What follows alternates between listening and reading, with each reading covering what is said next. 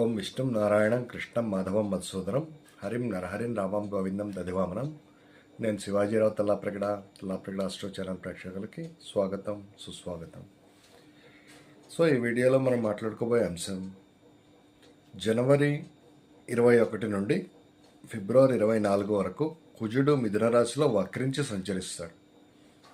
So ఈ మిథున రాశి కుజుని సంచారం వృశ్చిక రాశి వారికి ఎలాంటి ఫలితాలు ఇస్తుంది అన్న విషయం ఈ వీడియోలో పరిశీలిద్దాం. సో వృశ్చిక రాశికి కుజుడు అధిపతి, తర్వాత మేషరాశికి కూడా కుజుడు అధిపతి.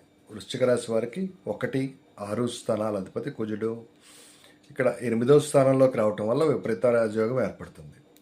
సో ఈ పీరియడ్లో బేసిక్గా వృశ్చిక రాశి వారు ఏమైనా ఎక్స్పోర్ట్ ఇంపోర్ట్ బిజినెస్ కానీ, మల్టీనేషనల్ కంపెనీస్తో టైఅప్ కానీ, లేకపోతే విదేశీ వ్యవహారాలు కానీ, విదేశాలతో వ్యాపార విషయాలు కానీ, ఈ విషయాల్లో కలిసి వచ్చిన అవకాశాన్ని బాగా సద్వినియోగం చేసుకోవటానికి ట్రై చేస్తారు.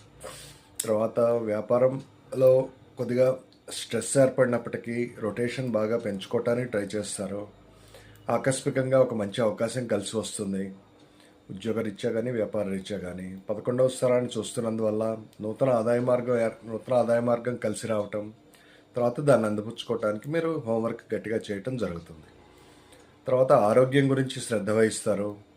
ఆరోగ్యంలో మంచి మార్పులు తెచ్చుకోవడానికి కృషి చేస్తారు. యోగా, మెడిటేషన్ వంటివి చేయటం, తర్వాత వాకింగ్, ఎక్సర్సైజ్ వంటివి చేయటం చేస్తారు.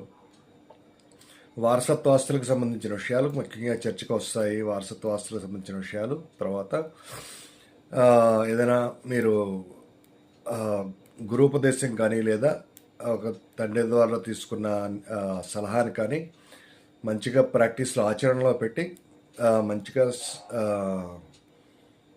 జీవితంలో పైకి రావడానికి కృషి చేస్తారు. ఇంకా ధనలాభం కలుగుతుంది.